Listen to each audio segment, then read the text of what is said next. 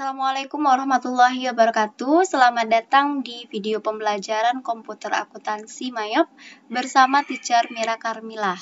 Oke, kali ini kita akan melanjutkan video kita sebelumnya, yakni masih penginputan transaksi yang ada di perusahaan PT Food Makmur Indonesia. Oleh karena itu, kalian buka terlebih dahulu filenya PT Food Makmur Indonesia ini, sehingga bertemu command center seperti ini. Yang akan kita input pada video kali ini adalah transaksi penyesuaian. Anak-anak dapat lihat kembali di soal yang sudah kita miliki ya. Kita sekarang berada di transaksi ke-31, yang mana ini merupakan jurnal penyesuaian yang pertama.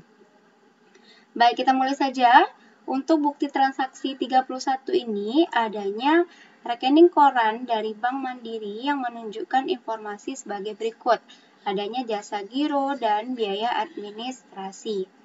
Nah, jasa giro yang diterima oleh perusahaan adanya 693.942 serta biaya administrasinya sebanyak Rp69.394.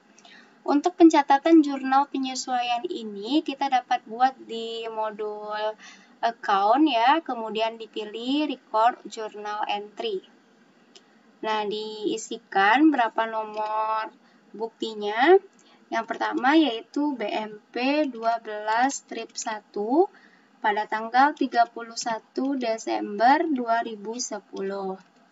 Oke, untuk memonya kita isikan penyesuaian jurnal penyesuaian atau penyesuaian saja. Berdasarkan informasi yang ada di memo, bahwasanya ini merupakan penyesuaian yang kita terima dari bank. Sehingga nanti kita akan memperoleh pendapatan jasa yang mana akan mengakibatkan kas bertambah. Kasnya kita buat di debit, angkanya kalian kosongkan saja. Kemudian karena ada beban ADM yang dibebankan oleh bank kepada perusahaan, kita pilih beban administrasi sebanyak 69.394.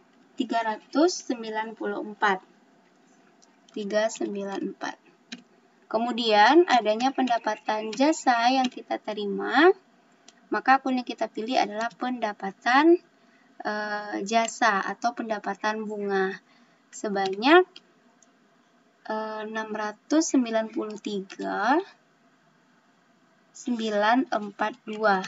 sehingga otomatis kas yang kita terima adalah Rp624.548. Jadi kalian perhatikan lagi apakah angkanya sudah benar ya.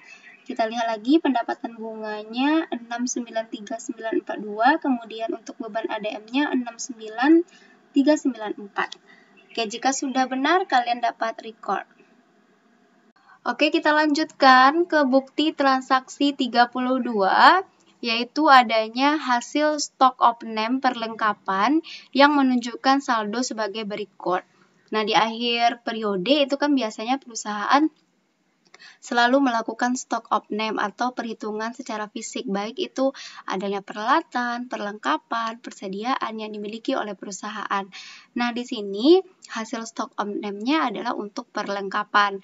Kita ketahui kalau di perusahaan PT Food Makmur Indonesia ini perlengkapannya ada beberapa jenis ya, ada banyak jenisnya seperti yang kita inputkan di awal. Sehingga untuk di akhir periode juga ada informasi mengenai jenis persediaan tersebut. Untuk pemakaian perlengkapan, karena perlengkapannya itu jenisnya banyak ya, ini agak sedikit berbeda dari jurnal penyesuaian biasa yang langsung kita cari berapa yang terpakainya.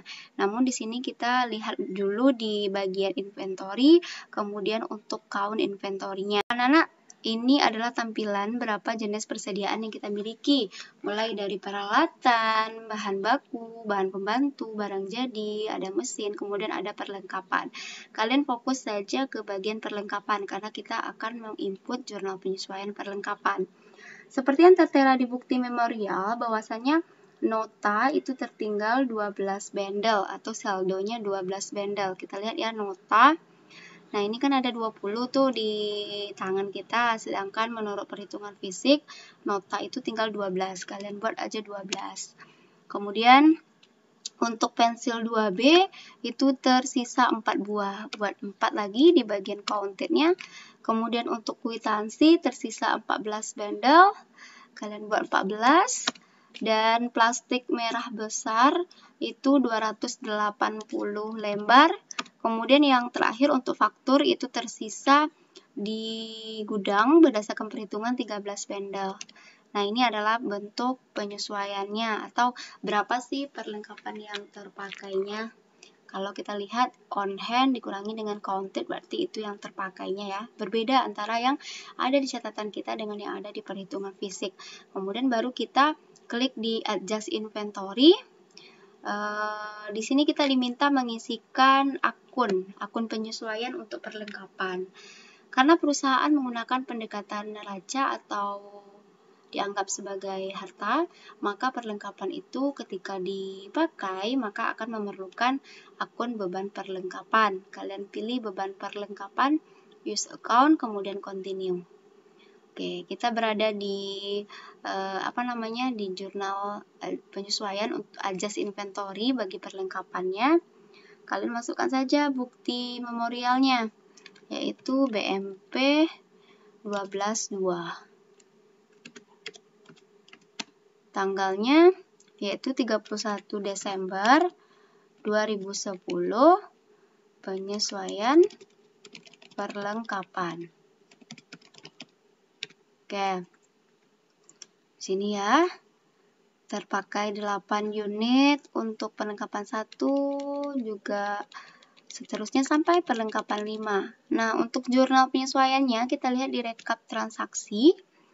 Pada tanggal 31 Desember 2010, adanya penyesuaian perlengkapan yang mengakibatkan beban perlengkapan kita bertambah dan perlengkapan kantor kita berkurang di sebelah kredit. Jika sudah benar, maka klik OK dan record. Kita lanjut ke bukti transaksi 33, yaitu adanya kerugian piutang yang mana ditaksir 10% dari piutang tersebut tidak dapat ditagih. Kembali lagi ya di account, record journal entry. Nomor buktinya yaitu BMP 12.3 pada tanggal 31 Desember 2010. Penyesuaian piutang tak tertagih.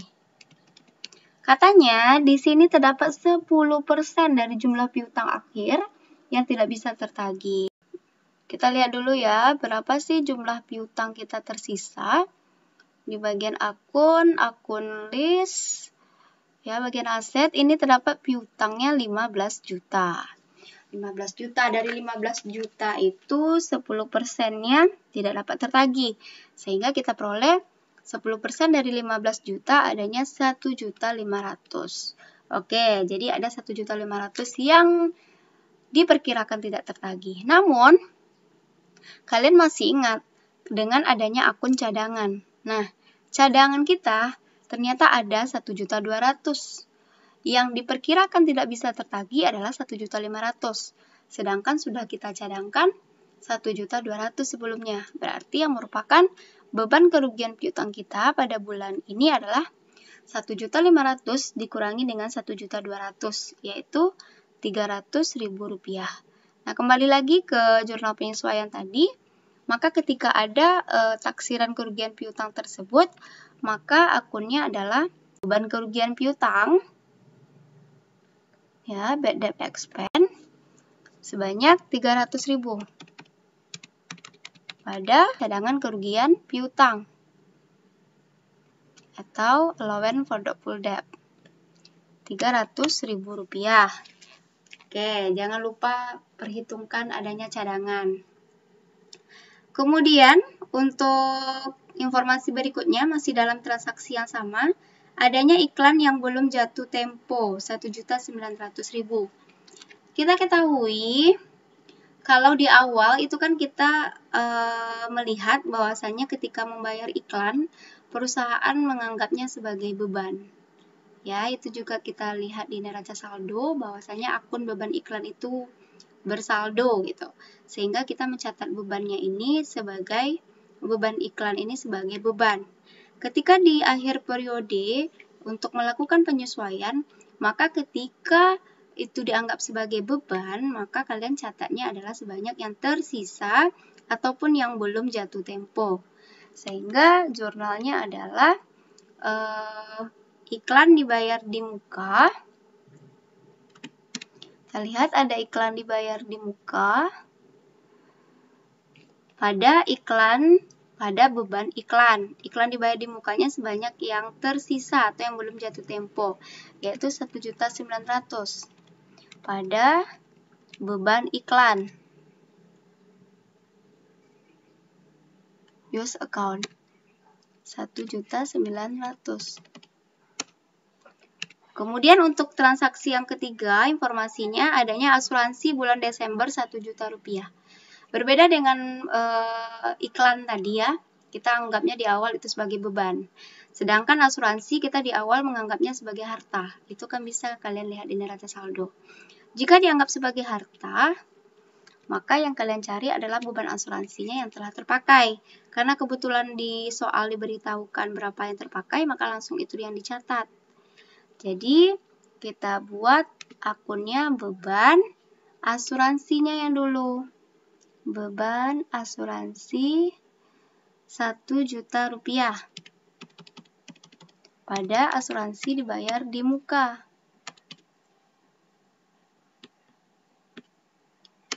1 juta rupiah.